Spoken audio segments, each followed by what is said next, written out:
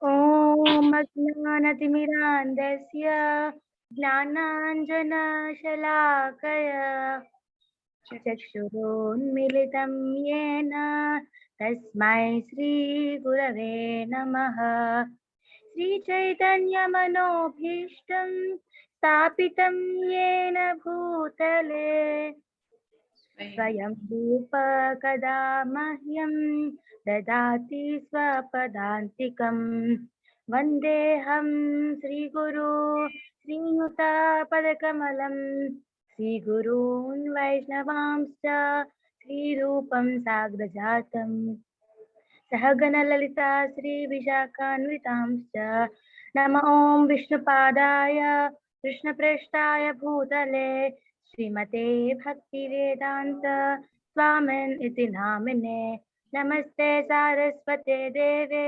Gauravani Prasharine Nirvisesha Shunyavadi Paschatya Deshatarine He Krishna Karuna Sindhu Dinabandho Jagate Gopesha Gopika Kanta Radha Kanta Namostute Taprakanchana Gaurangi Radhe Vrindavaneshwari Vrishabhanusute Devi Pranamami Haripriye Vancha Kalpatarubhyascha Kripa Dubheva Janam Pavanebhyo Vaishnavebhyo Namo Namaha Anantakoti Vaishnavi Gita. Hare Krishna, Krishna Krishna, Hare Hare, Hare Rama, Rama Rama, Hare Hare, Hare Krishna. So now we are in 8th chapter, right?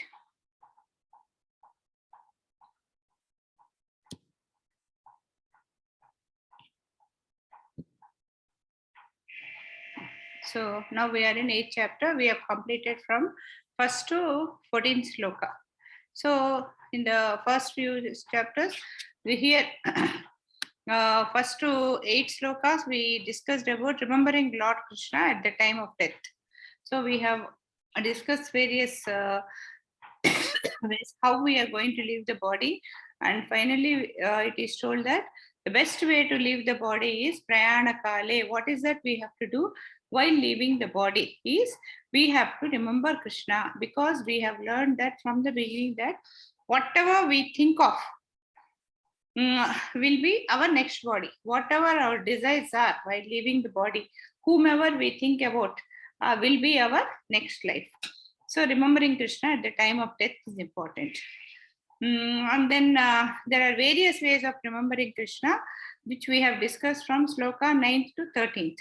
So remembering Krishna by Yoga Misra Yoga and then pure bhakti, which is better, is what we have discussed. And we have discussed up to 13th sloka. So now we are at 14th sloka.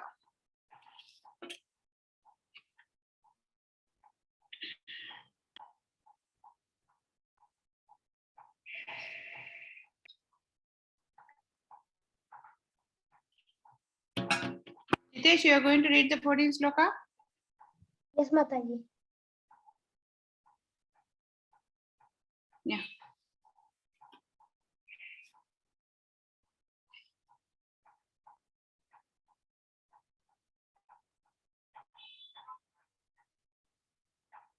Yeah. I'm not able to hear you, Hitesh. Hitesh, you are muted. Now can you hear me? Start now. Ananya Cheta.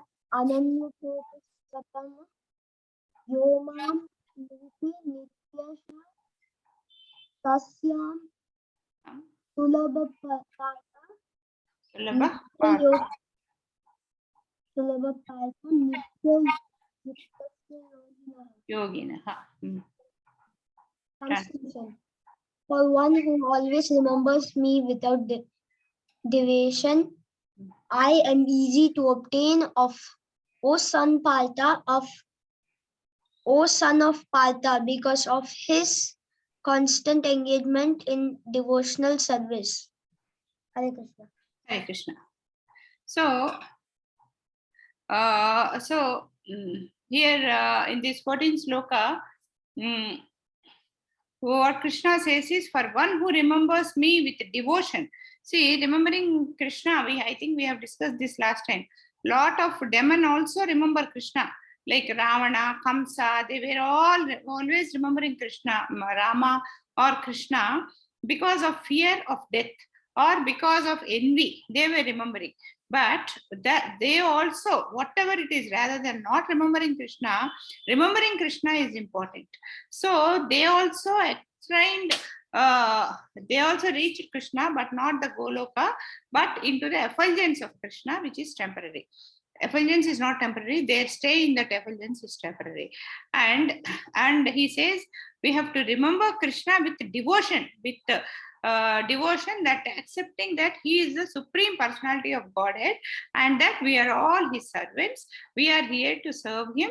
And then we have to, one day we have to understand that this is a temporary world and we have to reach the Goloka and then accept him as the supreme boss. I am easy to obtain. If you think like that, he is very easy to obtain. He says, oh son of Partha, because of his constant engagement in devotional service. Because once we accept somebody as our boss, what we do, we don't try to take help from him. We try to serve him. So the moment we start serving, what happens? That means it's constant engagement in service, devotional service. We are not doing the service for our material satisfaction, but we are doing the service for the satisfaction of Krishna. This is first, yeah. 15, Krishna Priya. Yes, Mataji. Mamupetya punarjanma dukhalayam ashashvatam napnuvanti mahatmana samsiddhim paramam gatah. Translation. After attaining me, the great souls who are yogis in devotion never return to this temporary world, which is full of miseries, because they have attained the highest perfection. After attaining me, that means after going back to Krishna, the great souls who are yogis in devotion. Yogis means here is not referring to the yogis who are going to sit in the forest and do tapasya, but yogis who, any devotional person, any devotee is a yogi who is doing bhakti, yogis in devotion, never return to this temporary world, which is full of miseries. Dukhalayam asaswatam, Dukhalayam. It is very clearly said in Bhagavatam that this is a Dukhalayam. We are here only to suffer, to get purified, or to undo our karma, not undo, to suffer our karma. So here we'll have only miseries because they have attained the highest perfection. Because they have become yogis in devotion, they will never return back to this world. They attain the highest perfection because they know that they are the servants of Krishna and they know that they have to go back to Goloka. So they will never come back, because in the next slokas also we are discussing after death, because of whatever devotional service we do, whatever punyam we accumulate, we have to take birth. But based on our desires or based on the auspiciousness or bhakti or punyam, whatever we have accumulated, we take births in a better life. But one day it has to be over and then the cycle will keep continuing. But only when we do service in devotion, we will never come back to this world. Rohan? Hare Krishna Mataji, Dandavat Pranam. Hare Krishna. E Brahma Bhuvanaloka Punar Avartino Arjuna Mam Upetya Tu Kaunteya Punarjanma Na Vidyate. Translation. From the highest planet in the material world down to the lowest, all are places of misery wherein repeated birth and death take place. But one who attains to my abode, O son of Kunti, never takes birth again. Hare Krishna Mataji, Dandavat Pranam. Hare Krishna. from the highest planet in the material world down to the lowest.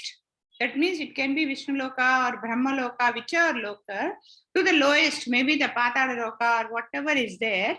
All are places of misery wherein repeated birth takes place. Because if you accumulate very good punyam, we might go to a higher planet. But one who attains my abode, O son of Kunti, will never come back again. That means, suppose we do a lot of punyam here, and then we have a desire of becoming Indra or Surya or Chandra or some Devata, some demigod. We have a desire like that. That desire, if we have accumulated that auspiciousness to attain, that means if you really study well, you will get first class. If you don't study well and then desire for first class, you don't get it. So if you study well, you will get it. So that way, here also, even in this material world also, when we are doing devotion, if you do it in the right way, and if the desire, like it is like this, you study very well, you get 90% or 99%. Then you have a desire to go to engineering, you will go to engineering. You will have a desire to go to medicine, you can go to medicine. You want to go for higher education to foreign countries, you can go there. Or you want to do some chartered accountancy. That means because you have earned so many marks, you have the choice of choosing whichever education you want. Suppose you have not got those marks, you want to become a doctor, you cannot become. What will you become? You will become a nurse, or you will become a compounder, or you will become a sweeper in the hospital. That way, even here, like we always tell about this story, no, which we normally keep track as a joke. One person was always desiring. He has not done any punyam. He has not done any devotional service, but he was always desiring. He says, I always want only money to be keep coming to me, no spending, no going out. It should always keep coming. So next day, in the next life, he was born as a beggar in front of a temple. That means he keeps getting money. And because he is a beggar, what happens? He has no expenditure. Beggar need not have a house. He need not buy clothes. If he buys clothes and wear good clothes, nobody will give him money. So he cannot wear good clothes. And he has to lead a very easily minimum life. So his desire was to keep on getting money. So his desire is fulfilled, but not the way he wanted. What was his internal desire? That means keep on getting means he wanted to enjoy a luxurious life and having lot of money. That's what his actual desire is. But he has not accumulated any punyam. So what happened? He became a beggar in front of the temple. So similarly also they keep saying, one fellow saying, always my bag must be full of money. So he became a conductor in a bus. So that way, if we don't that way, as I told you, if you study well and get good marks, you have the choice of choosing your future. But if you don't study well, you have no choice. You want to work in a hospital as a doctor, but you might become a compounder or a nurse in a hospital. So that way it will be fulfilled. So what happens is the desire keeps running. As the desire keeps running, again you have to take birth again and again. So from the highest planet in the material world down to the lowest, all places of misery. The moment we take a birth, that means we have to undergo our karma. As long as we are living here, it is impossible to lead our life without accumulating any bad karma. It is impossible to do. Anything we do is we accumulate bad karma. We might talk which unmindfully might hurt others. We might, while walking, we stamp on some insects, they die. So that is a karma. So we pluck fruits and then eat. That's also a karma. When we don't offer it to God and eat, it's a bad karma. So that way it happens. So as long as you are in the material world, you will accumulate karma. So the only way not to accumulate karma or to get clear of our karma is we have to become devotees of Krishna and work only for Krishna. So, O son of Kunti, you will never take birth again. It's 17. Yeah, Vishnu Priya? Yes, Mataji. सहस्रयुगपर्यन्तम् अहर्यद्ब्रह्मणो विदुः रात्रिं युगसहस्रान्तं तेहोरात्रविदो जना. Translation. By human calculation, 1,000 ages taken together from the duration of Brahma's one day, and such also is the duration of night. So here, because he has talked about the higher planets, he is telling how the higher planets, the time in higher planets will be there when compared to the time in the three planet. So this is a very huge calculation, which here he has told very briefly. But if you take, see, we have to understand this calculation very carefully, because when we take, if we accumulate punyam and want to become a demigod or devatas or go back to the Swargaloka or any other loka, not to go loka, other than that, once we take birth, we should understand how long we are going to be there again to come back to earth and then go back to Goloka.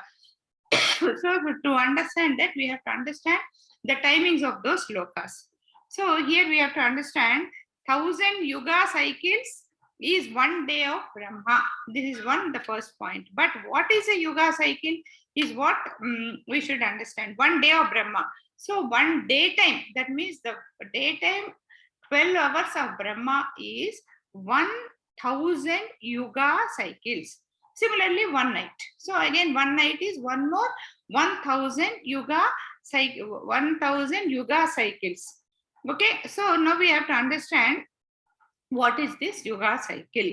So 1 year of humans, that is 24 hours of demigods. That means we have spent 2022. Whole of 1 year we spent. For devatas, it is just 24 hours. That is 1 day. So just imagine, if you live the life of a devata, how long we are going to live there. Here we might live for 50, 60 years, 70 years, which itself is long.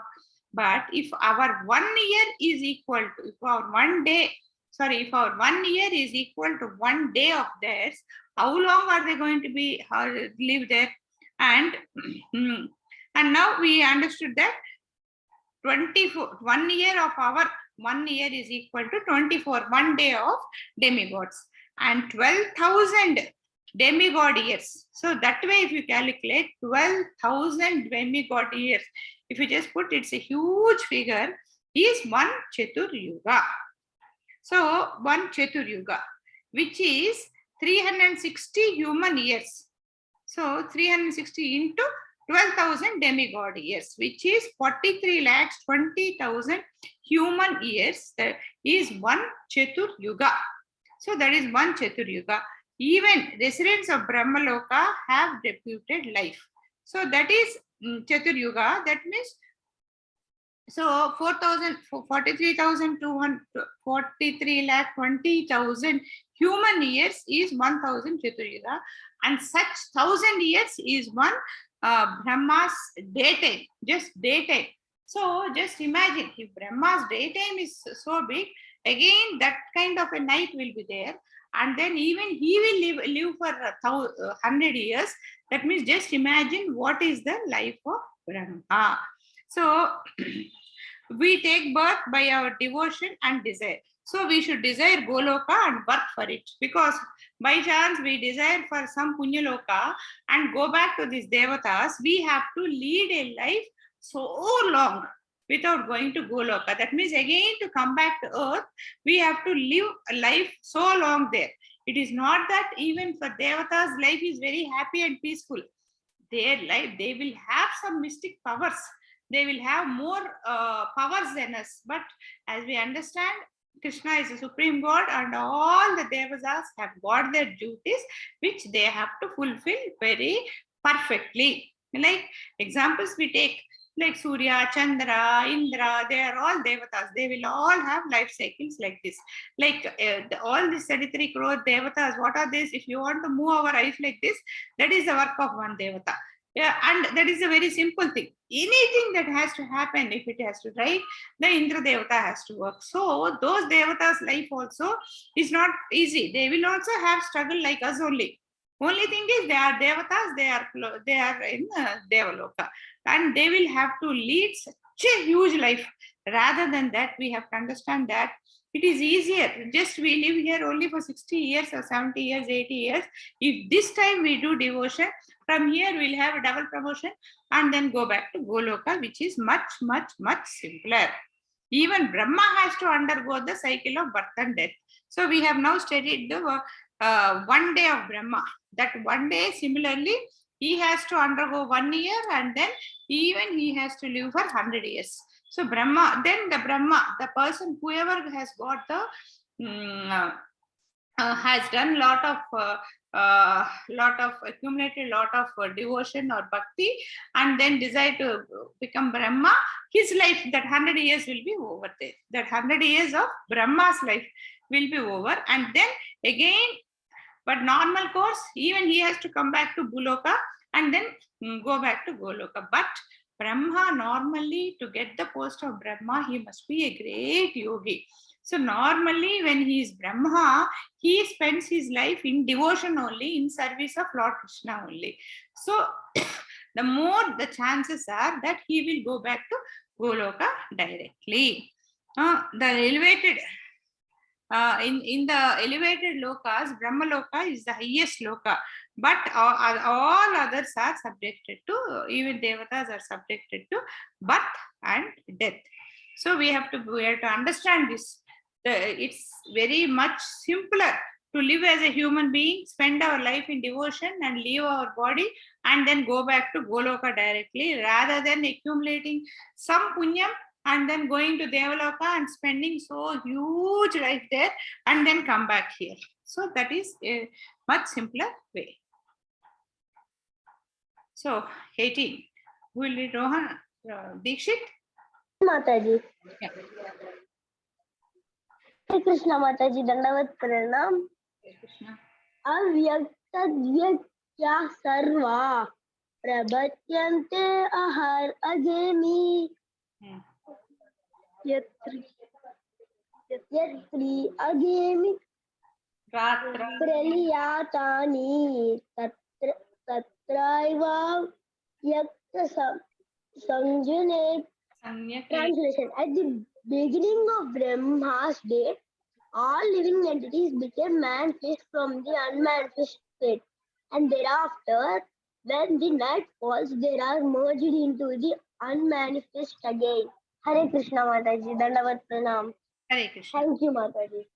At the beginning of Brahma's day, that means now we have understood what is Brahma's day. It is so in the beginning of Brahma's day, all the living entities become manifest from the unmanifest state. So, and thereafter, when the night falls, they are merged into the unmanifest again. That means 12,000 demigod years is one Chatur Yuga.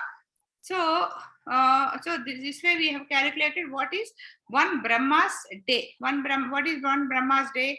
Is 1,000 yuga cycle is one daytime of Brahma. So when this time starts, we are all in the sleeping mode or unmanifested state, and then once the Brahma daytime starts, because Brahma is the secondary creator, so all the living beings are created, and thereafter when the night falls, again after 1,000 yuga cycles, again everything goes into unmanifested state.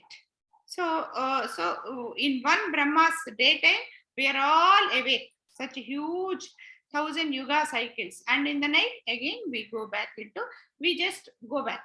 That's all. We are still alive there, but not active. We are not like this. And 19. Krishna Priya, will you read? Yes, Mataji, 1 minute. Yeah.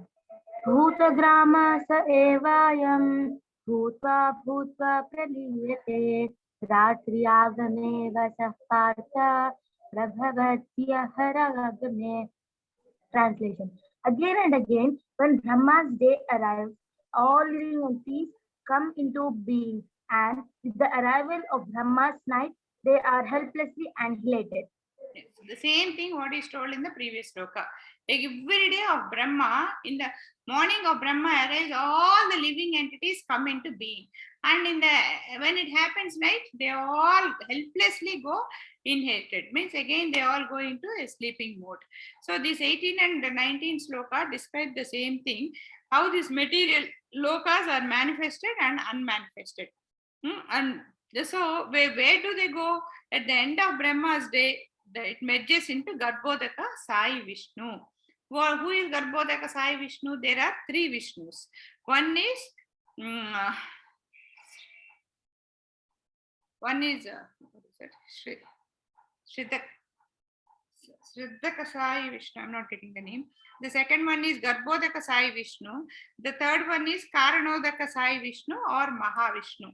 The Mahavishnu lies in the causal or Karana Samudra from his body, with his body. And from his body, millions and millions of universes come out from the Mahavishnu, from the universe, not one world or one life or one person. Millions of universes come out. And Mahavishnu, and what happens? And Mahavishnu expands into various Vishnus. And this Mahavishnu, whoever has expanded, will become Garbhodaka Sai Vishnu and enters into each universe. And then he takes charge of that universe. So each universe, the total creation will have one Mahavishnu, and each universe will have one Garbhodaka Sai Vishnu. He lies in the Garbhodaka ocean, and from his navel, the one lotus comes, and from in the lotus, the Brahma is born. Similarly, then the Brahma's life starts, and all the living beings are manifested. So here we have to understand that the Garbhodaka Sai Vishnu, from the Garbhodaka Sai Vishnu, what do you call that? Millions of universes come, and each Krishna, the Garbhodaka Sai Vishnu, manifests into each universe. One Vishnu goes. The main Krishna is here, and from Vishnu is here, and from there they go, and he takes charge of that. And there he lies in the Karna, what is that? Ocean, Garbhodaka ocean, or we call it as Parasamudram, and he lies there. From his navel, one lotus comes, in which the Brahma comes, and his daytime starts. Okay, at the end of every day, so the Brahma starts, and the Brahma's daytime we all get up, and the end of Brahma we all manifest. But the soul, we always discuss that the soul is eternal and it has no death. That means when we close also, the soul is life but not active. To take an example for this, we have to take the example. We can take the example of a laptop. You see, when the laptop is open, all the files are active. Whichever file you start working, or all the files are active. All the software is activated, and when we start everything. And the moment you close the laptop, all the files are there inside the laptop only, but none of them are active. That way, when Brahma gets up in the morning, what happens is all the living beings are manifested and then become active. And in the night, when he again goes to sleep, the total files are there in the laptop, but they are not active. They don't work. That way, even the living beings, they are living, but they go into unmanifested state. So, and here in Bhagavad Gita, actually, it is very simple. Just in 2 slokas, it is explained. But in Bhagavatam, it is explained very detailed. And the manifest and unmanifest happens every day with the of Brahma. Every day of Brahma, in the morning, the manifestation happen. In the evening, the unmanifestation happen. And at the end of the Brahma's life, that means after 100 years of Brahma, the total universe goes back into Garbhodaka Sai Vishnu, because we just now discussed that it is coming from Garbhodaka Sai Vishnu, so it just goes off to the Garbhodaka Sai Vishnu. Like for Mahavishnu, the time of inhale and how for Mahavishnu it happens. We have discussed about such a huge period. This huge period takes in the one breath time of Mahavishnu. That means when he exhales, the total creation happens, and all this Brahma, this time, this manifestations, the total life of Brahma, everything, 100 years of Brahma, it all happens when Mahavishnu exhales. That means when the air from the nose of Mahavishnu comes out. It's like for Brahma, it happens one daytime, nighttime. For Vishnu, when he exhales, that means when he gives out the air, it happens. And when he inhales, everything goes inside. See, here what we have to understand is, we know that Krishna is a superpower. It's such a huge, that means you can't imagine the size of Krishna or the power of Krishna. Here we have to, this example or this incident, not incident or example, this act of Krishna which is happening will tell us the power and greatness and the hugeness of Krishna. See, there can be a difference between the inhalation and exhalation of a healthy person, non-healthy person, a small person, a big person. Similarly, he's such a huge power that his exhale or inhale time is so many Mahayugas or Chaturyugas. So one Chaturyuga itself, we are not able to imagine. What is this Chaturyuga? Our one life itself, we can't imagine. When we are small, we are big, we are old, what is happening? So a lot of confusion will be there. So that way, compared to that, the Chaturyuga itself is big, unimaginable. And then imagine 1,000 Chaturyugas, and then they are a small, minute part of Krishna's inhalation and exhalation. That is the size, that is the magnanimity of Krishna. This only tells us how unimaginable Krishna's power or Krishna is. So why here, what we have to understand is, when I read all this total confusion, what is all this? Such a huge time. What is this time? Where are we going? The first doubt I got was, okay, I am doing little bit of devotion. I know what I am doing is so small. Because of this, I don't think it is possible for me to go back to Krishna. So what is possible? What is happening is, rather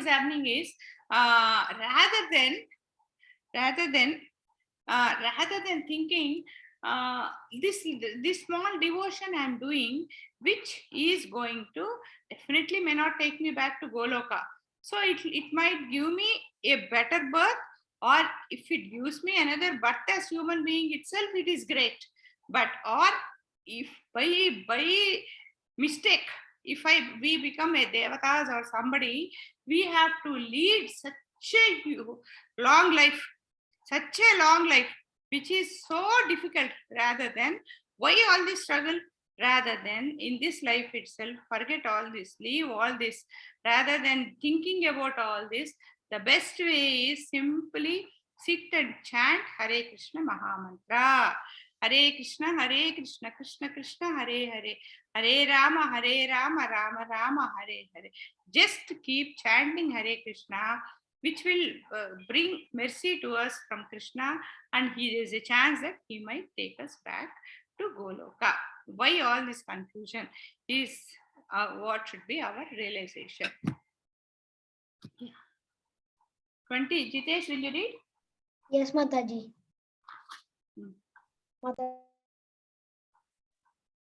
Hare Krishna. Hare Krishna. Padastasmatu bhavonyo vayakto vyaktat sanatnaha yasa sarveshu bhuteshu nastya na vinasyati. Translation. Yet there is another unmanifest nature which is eternal and is transcendental to this manifested and unmanifested matter. Mm. It is supreme and it is never annihilated. When all in this world is annihilated, that part remains as it is. Hare Krishna. Hare Krishna. Yet there is another unmanifest nature which is eternal and is transcendental to this manifested nature and unmanifested matter. So there is another thing which is eternal, means which is beyond this. It is supreme and is never annihilated. The supreme power is never annihilated. When all in this world is annihilated, that part remains as it is. That means he is talking here. We have been talking about the living beings, the material world, how it is formed, the time of a human being, the time of devatas, the time of Brahma, the time of Vishnu, the time of Maha Krishna. That it Mahavishnu is just going and coming. We are talking, and so this tells us all this creation is temporary only. And now he is telling that there is something else which is eternal. That means which is beyond, beyond this material world, and which is transcendental, and which has no starting and end, which has no birth and death. So here he is very clearly telling there is something else, there is some other world which has got no birth and death. So it has got nothing to do with creation or destruction, manifestation and unmanifestation is not there. It always exists. It is beyond all the material changes. It has got no material changes in it. 21. Rohan, will you read? Hare Krishna. Rohan, Dikshit.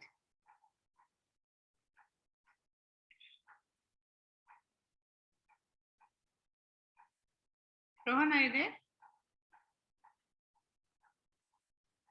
Okay, Krishna Priya, carry on. Hare Krishna. Hare Krishna Mataji. Read. Okay. Avyakto Shara iti uktas tam ahu paramam gatim yam prapya nanivartante tadharma paramam mama. Translation: that which the Vedantis describe as unmanifest and infallible, that which is known as the supreme destination, that place from which, having attained it, one never returns. That is my supreme abode. Hare Krishna. Yeah. Hare Krishna Mataji, Dandavad Pranam. Hare Krishna. That which the Vedantis describe as unmanifest and the inflammable, that which is known as the supreme destination, that place from which, having attained it, one never returns. That is my supreme abode. The spiritual, so here he is telling that there is something else which is beyond all this, which is which always exists. It cannot be seen, and this world cannot be seen. See, normally we tend to say, where is it? Can I see? Okay, I am seeing this world, I believe. I am seeing sun, I believe. I am seeing the moon, I believe. But I am not seeing the Goloka. I can't, how can I believe it? You can't believe, you need not. Because to see something great also, our eyes should have that power. We have talked about this much in our SSR classes. So we can't say that because we are not seeing it does not exist. It is beyond our eyes. And the supreme destination is what we all should desire. We all should become the seekers of the supreme destination. All of us should only desire to reach there. We have the eternal bliss, like we should have the eternal bliss of Krishna. Once we go there, there is no need to come back. That means once we are there, we are back home. Like night, in the late night, we come back home, we never go back again. So that way we never go back. Krishna says, it is my planet. Till now, he never said about this. Now he is telling, it is my planet. No need to come back from my planet. The spiritual world, and he also, and Prabhupada elaborates about the spiritual world. There, everything exists. There is nothing that, there is no deficiency for anything. And also, there, here, only when the sun comes, we get light. But there, it is not like that. Everything is self-effulgent. That means the light just exists. There is no darkness. What is darkness? Absence of light. But there, the light always exists. So, it is self-effulgent.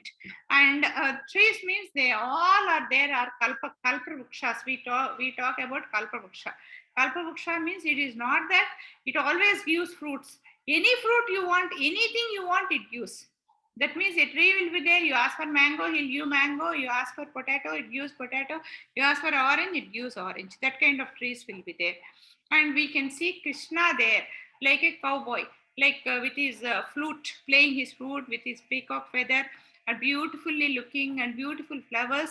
And we can see Krishna like any one of us around, like not like something in the altar, staying there and we praying him. Not like that. He is there. And so he is always there. And even though he is there like that, like a simple boy, he is being worshipped by lakhs and lakhs of Lakshmis. All are Lakshmi Matas, who normally we think there is only one Lakshmi. But in the Goloka, there are lakhs and lakhs of Lakshmi Matas who keep serving him. And it's no sun and moon, it's all self-effulgence, filled with glorification. All of them, everybody, they keep talking. But what do they talk? They don't talk about the movies and chit-chatting and WhatsApp. They talk about the glories of Krishna. And we never come back from there. Vrunda. And in the world, in this material world, the replica of the Goloka was Vrindavan. Now, because of the material changes, lot of changes have come. But Vrindavan is nothing but, it is a replica of Goloka. So that's why, even though it may not look like that now, but we should see the beauty of Vrindavan, the Goloka in Vrindavan, and visiting Vrindavan is so important because of this only. Okay, 2. Krishna Priya, will you read? Hare Krishna. Krishna Priya. Hare Krishna. Hare Krishna Mataji. Yeah, wait, please. Yes, Mataji. Purushasa parah partha bhaktya labhyasvananyaya yasyantasthani bodhani yena sarvamidam tatam. The Supreme Personality of Godhead, who is greater than all, is attainable by unalloyed devotion. Although he is present in his abode, he is all-pervading, and everything is situated within him. Yeah, the Supreme Personality of Godhead, who is greater than all. Just now we discussed how great he is. He is attainable by unalloyed devotion. That means a devotion which has no self-interest. That means Ananya Bhakti we say. That means devotion means devotion. Why are you doing it? We do it for Krishna. Only reason what we are doing, anything we are doing is only for happiness of Krishna. Not because Krishna will become happy and give us something back. No. Even that desire should not be there. If you do this, like we always talk about the Gopikas. Like once Narada Maharshi wanted to test Gopikas. So he went to everybody and said, Krishna was just lying down there, like holding his head. Then when everybody went and asked, Krishna said, I have a very bad headache. So all are worried that Krishna has a bad headache. So Narada says the only way is to, and Narada says only a devotee can solve this. Then all the devotees comes. Then Narada says the dust whichever is there under your feet, you should take it out and then apply on Krishna's forehead when his headache will go. Then everybody will be shocked. What is this? How can we take our mud from the leg and put it on Krishna's head? Everybody says, no, I can't do it. I can't do it. If I do it, I will get papam. I'll get sin. And then I will have to go to, I'll have to suffer for thousands and millions of years. I can't do it. Everybody refuses. But then Narada goes to Gopikas. They say, is it? Okay, take our dust and put it on Krishna. Then Narada gets worried. Hey, what are you doing? If you do this, you will attain sin, and then you will have to suffer. Then Gopika says, it's okay. If our foot dust can give happiness to Krishna for 1 minute also, we are ready to suffer for millions of years. So what is for us is important is making Krishna happy. The result is unimportant. What we are doing is also unimportant. Just to make Krishna is what is important to us. That is Ananya Bhakti. That is unalloyed devotion.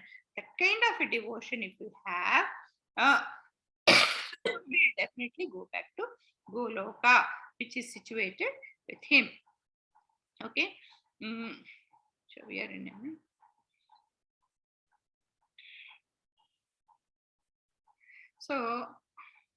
So here Prabhupada also explains about he is present in his abode and all pervading, and everything is situated within him.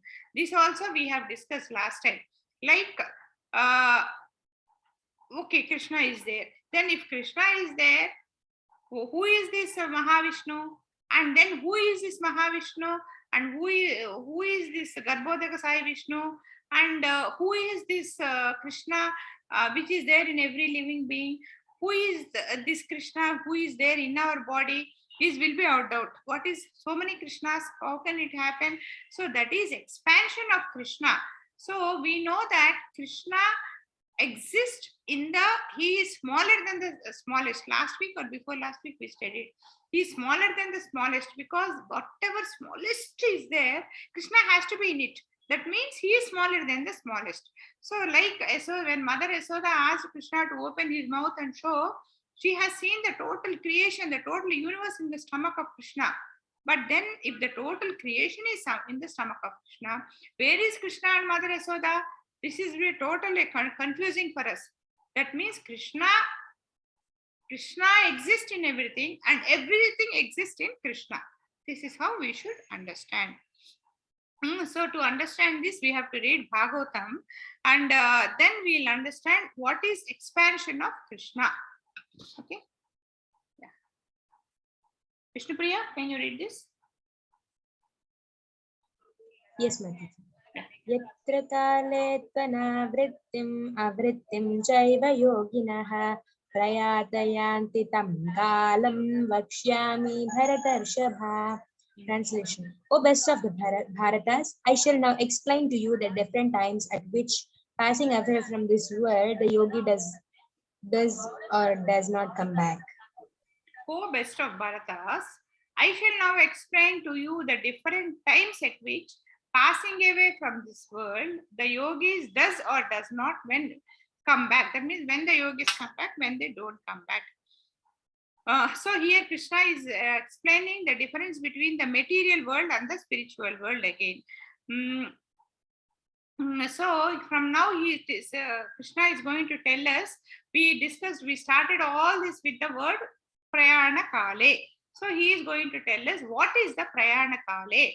That means when we should leave our body. So we always know, in our families, we hear, oh, this is a very auspicious time. He died in this time. So he's going to go back to Goloka. Like that we always talk. And also, we know Bhishma had the boon of saying that he can leave his body whenever he wants. So he has chosen the most auspicious time and he left his body. That way, there are some times. That means there are very specific times. Like we have this Krishna Paksham and Sukla Paksham. That means when the moon is from Amavasya to going to Paurnami, those days are good. When coming back are bad. That means, does it mean that people dying in the first 15 days are only going to go back? And if they are big criminals and they're dying in that time, are they going to go back? No. Like that also we have this there are many instances where say this is good, this is bad, this is bad. But does it mean that a sinner also dies in this, will go back? No. And we always know that lot of people, very good, great devotees also leave their body when the time is very bad.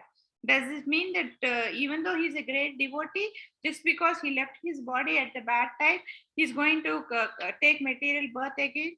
No. So the real devotee, these rules, this time you should die, this time you should not die, is all applicable for non-devotees. For devotees, it is not applicable. For non-devotees also, our time is okay. He has done lot of sins because he left his body. Is he going to go to Golaka? No, he won't go back to Goloka. He will only go to the effulgence of Krishna and then come back. Not the final abode of Krishna. And also, that way we have to understand. So for devotees, nothing is applicable. And also we have to understand that even we can say he is a very bad man. Why he should even go back to the effulgence of Krishna? Actually, he should not.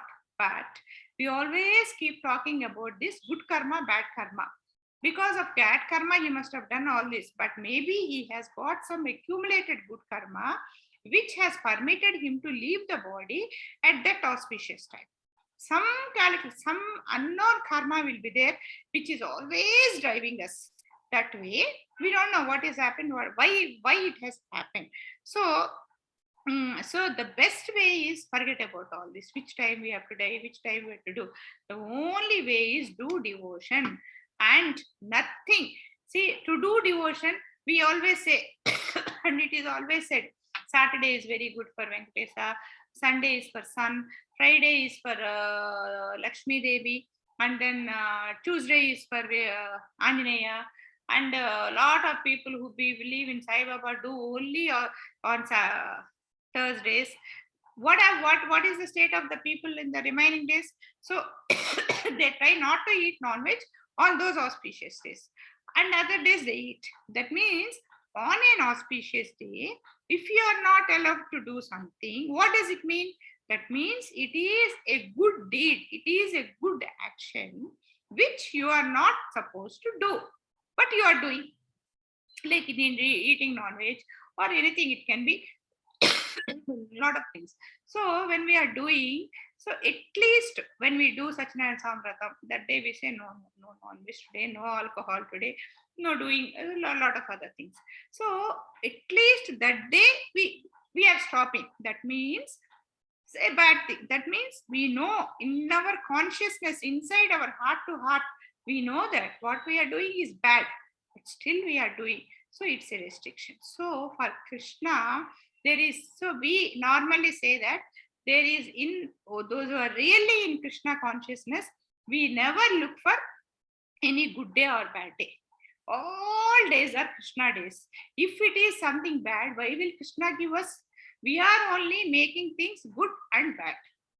So we should understand that there is nothing good or bad in this world. It is all our action, our deeds, which is making it very good or very bad. So these good days, good times, bad days are all applicable only for a non-devotional person. So for a devotional person, there is nothing like that. Anytime we leave the body, we will go to Goloka or get it better. Yeah, Rohan.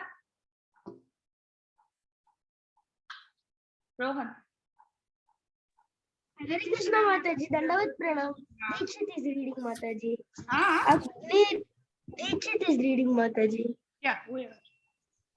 Agnir Jyotir Aha Sukla Sanmasa Uttarayanam Tatra Prayate Gachanti Brahma Vido Jnana. Translation. Those who know the Supreme Brahman attain the Supreme by passing away from the during the influence of the fairy god in the light at an auspicious moment of the day, during the forenight of the waxing moon, or during the 6 months when the sun travels in the north. Hare Krishna Mataji, Dandavat Pranam. Thank you Mataji. The same thing I have already explained. Those who know the Supreme Brahman attain that Supreme by passing away the Supreme Brahman means the effulgence of Krishna from the world during the influence of the fairy god in the light. That means normally daytime is considered to be good and darkness is considered to be bad. That means they leave the body in the daytime at an auspicious moment of the day during the fortnight of the waxing moon. That means the first 15 days of the moon. So that means from Amavasya to Purnami, or during the 6 months when the sun travels to the north. 1 6 months sun travels to the north, the other one it travels in a different direction. So is it that only those who are traveling, dying in this time are going? No. This is all for material people, not for devotional people. That we call this the first 15 days as Sukrapaksha, and then the sun, when the sun is traveling towards the north, we call it as Uttarayana. So this Uttarayana only, that is the time when Bhishma has left his body. So, and Jnanis and Yogis get this kind of death. That means they are not devotees. They are only knowledgeable people.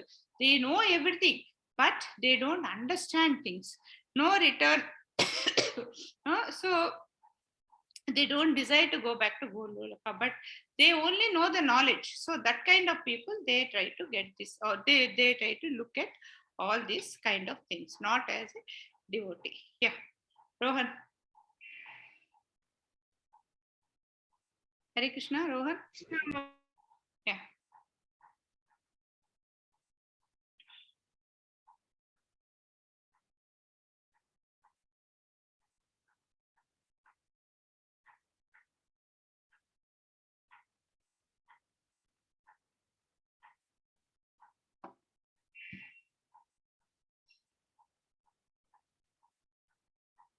What are you doing? Two more. Hare Krishna Mataji. Dandavat Pranam Mataji. Read. Mataji, video is not. Yes, Mataji, 1 second, Mataji. Two more trees, Tata Krishna. Sanmasa Dakshinayanam.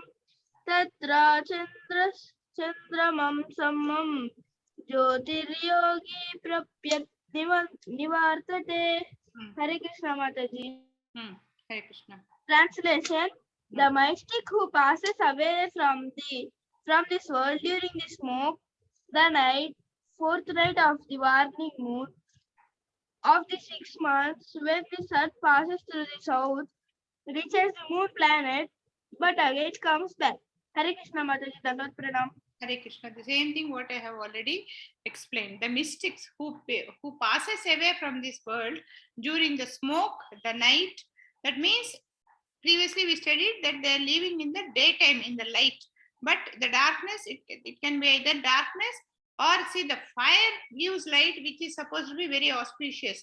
But the smoke which comes out from the fire also is not good. So because of the smoke, the light comes down.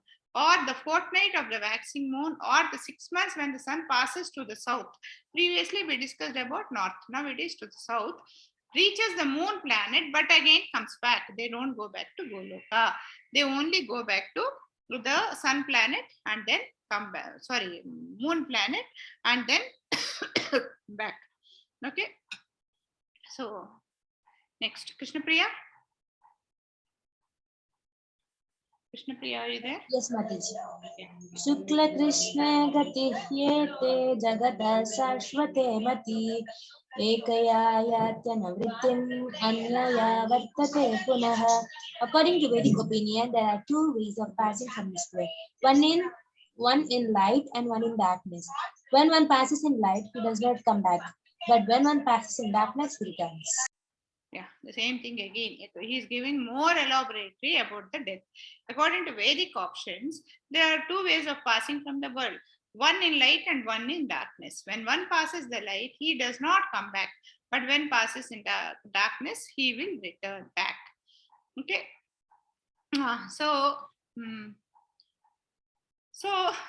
The same thing, nothing much to explain here. We have been discussing in the last few slokas on this. So, Vishnupriya, can you read this? Krishna. The last one. The last but one. Mataji, can I Mataji? Who? Rohan Mataji. Yeah, read. Hare Krishna Mataji, Dandavat Pranam. Naite Switi Parda Janam Yogi Mukyati Kashchana Tasmat Sarveshu Kaleshu Yoga Yukta Bhava Arjuna. Translation. All through the devotees who know these two paths, O Arjuna, they are never very bored. Therefore, be always fixed in devotion. Hare Krishna Mataji. Although the devotees know these two paths, devotees know that living in the night, living in the daytime, all this they know. Oh Arjuna, they are never bewildered. They never get worried. Because we also, it's left to Krishna. Okay, he wants me to take my night. He wants me to come back. Okay, I'll do it. That way they have so much of faith on Krishna. They leave everything to Krishna. So they are not worried at all. See, when you are sleeping, when your mother is next to you, you are not at all worried because you know mother is there, father is there. Anything that happens, they will take care. That kind of confidence we'll have because we have confidence on our parents. And when the parents are not in the house, you get so much worried. So what will happen? Something happens, somebody comes, why that worried? Because you are not confident about the situation. So similarly, when we have faith in Krishna, okay, I'm dying in the darkness. Okay, fine. Krishna will take me. Krishna will show me the light. I'm dying on a very inauspicious day. It's okay. I don't know, maybe Krishna thought enough of suffering in the material world. So he wants me to take back. I'm going back. What is there? That kind of confidence a devotee will have. Therefore, his mind is only on devotion. He's not worried about what is happening. Like we always talk about this, no? Something very bad happens. We immediately, a devotee thinks, okay, maybe I'm getting cleaned from my karma, bad karma, good. I don't know, maybe Krishna has got something better for me. So he's doing all this. This kind of a thoughts we develop. So this kind of a confidence a devotee will have on Krishna. so, so here, but the time of leaving death is also very important. The mind normally is a storehouse of all the thoughts. So what happens is, while leaving the body, what is that we remember from the store and memories? It has all the memories and also our desires. So while leaving the body, suddenly all this comes. In this life, I have so much of. I have such a beautiful son. I have such a beautiful mother, and how can I leave them and go? So that attachment, that memories, they will come to us. And also, I wanted to eat ice cream. I could not eat. How can then? So it can be something like that. Any desires. So what happens is when the crucial time comes, those things come back into the mind. So and then we take that birth. But for a devotee, he just doesn't think about all this. So always he is a yogi. That means he is a bhakta who is always in that.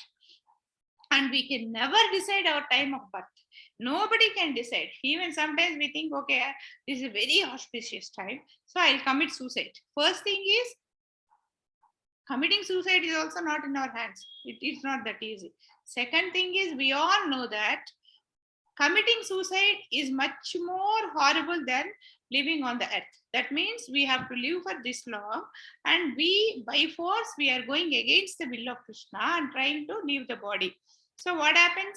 Our karma is not cleared, and our atma, the body which it has taken a shelter, we have separated both of them by force. So this atma which has left the body has no house to stay. So it becomes a vagabond, and it becomes a pretatma and keeps roaming around. And because of the criminal action of committing suicide, being a human being, if it has to live for another 20 years, like a pretatma, it will live for 200 years. So that way, committing, we can't even think, I'll choose a beautiful time. For doing a marriage, you can do a beautiful time. But for committing, you cannot think of dying in a beautiful time. Okay. See, like here, Bhishma had a choice of leaving the body, so he left his body in a good time. There also, he didn't commit any time because his body was wounded and he could control his Atma for that long. Whereas Parikshit Maharaj, he knew that he is going to live for next only 7 days. How did he spend his time? He spent his time in total devotion. Without, he didn't even sleep, he didn't even eat, nothing. He was just listening to the Krishna Kathas. He was just listening to Mahabharatas. So that way, when we are leaving the body, with all these material desires and material memories should not come to our mind. Only devotion should come. When will that happen? That will happen only when we have 100% faith on Krishna. Okay. So whole life, if we serve Krishna while leaving the body, we will remember Krishna. So no material attachment should be there. The moment we have material attachments, immediately those material attachments will come onto our mind. Yeah, Krishna Priya, can you read this? Hare Krishna. Yes, Mataji. Yeah. वेदेषु यज्ञेषु तपस्सु चैव दानेषु यत् पुण्यफलं प्रदिष्टम् अत्येति तत्सर्वमिदं विदित्वा योगी परं स्थानमुपैति चाद्यम्. A person who accepts the path of devotional service is not bereft of the results derived from studying the Vedas. Performing sacrifices, undergoing austerities, giving charity, or pursuing philosophical and fruitive activities, simply by performing devotional service, he attains all these, and at the end, he reaches the supreme eternal abode. Very good. You know the sloka? You read it so fluently? Okay. A person who accepts the path of devotional service is not bereft of the results derived from studying the Vedas. He is not bothered. Results of studying the Vedas, performing sacrifices. He is not bothered. If I do this yajna, I'll get this punya. If I read every day, if I read Vedas, if I learn chant Vedas, I'll get this punyam. He doesn't bother. Undergoing austerities, doing very austerities, nothing. Just sit and chant. Just serve Krishna. Just serving Krishna is what he looks. Giving charity, we always think if you give something to somebody else, we will normally, if we are frank to ourselves, normally what do? We try to help others thinking that God will give us back 10 times. Inside, without knowing in our heart, we have this thought, if I give, I'll get it back. If I give, I'll get it back. That kind of doing charity with that kind of a thought is very bad. Or pursuing philosophical and fruitive activities.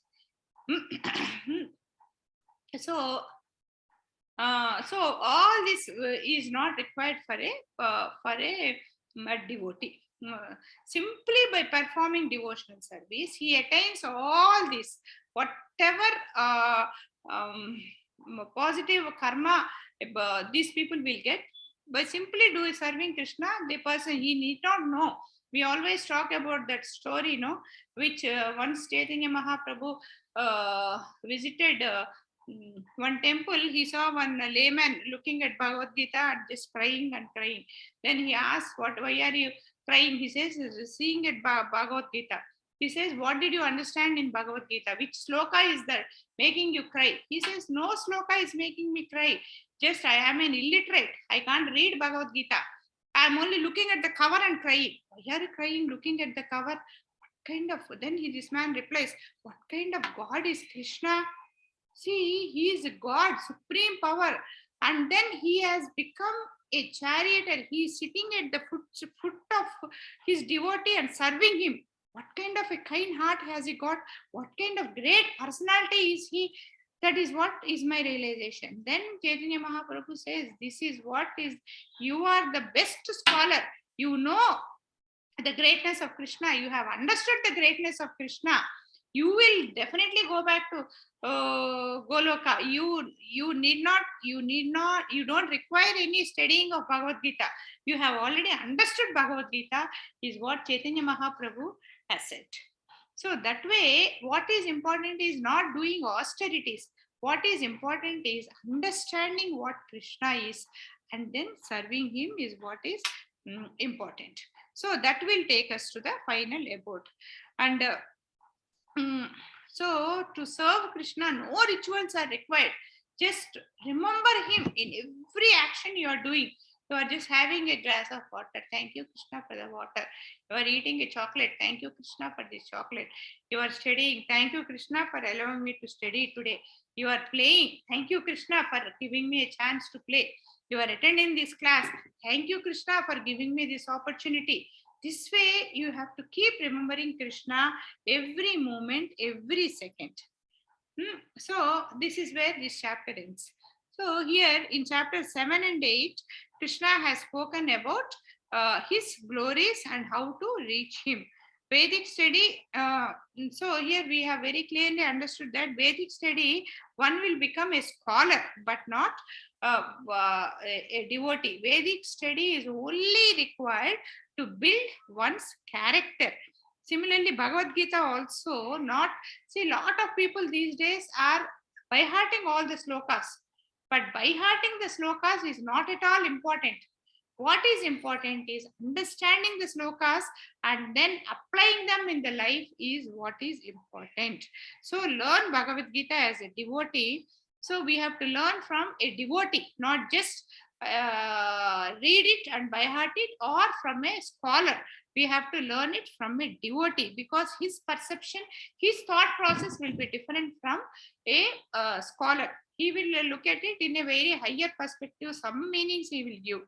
So, and a scholar normally, they will have a pride that I am also great. And then, so the moment we think we are great, immediately we'll start envying Krishna. A devotee will not have it. He will always have a servant mood, where he is accepting Krishna as a great personality. So, love Krishna and instruct. A person who loves Krishna is very important to tell about Krishna. So we have to always learn Bhagavad Gita from a devotee of Krishna, and but not a Vedic scholar. And also next thing is, what is important is Bhagavad Gita. By hearting slokas is not important, but understanding Bhagavad Gita and putting it to practical application is what is important. Hare Krishna. So here we are completing chapter 8. Hare Krishna. Mataji, I have a doubt. Yeah, ask me. I was reading a Mahabharata book, in that they were telling that Indra is the god of, means the king of gods. Not king of gods, it's king of demigods. He is the king of demigods. That means there are 33 lakh demigods. He is the person administrative in charge of all the gods. He is the administrative in charge. He is the king, means of all the demigods. There is only one God. Be very clear, Jitesh. There is only one God, that is Krishna. Krishna has created these 33 crore demigods, and Krishna, Indra is in charge of them. Yes, Mataji. Administrative in charge. Mataji. Hare Krishna.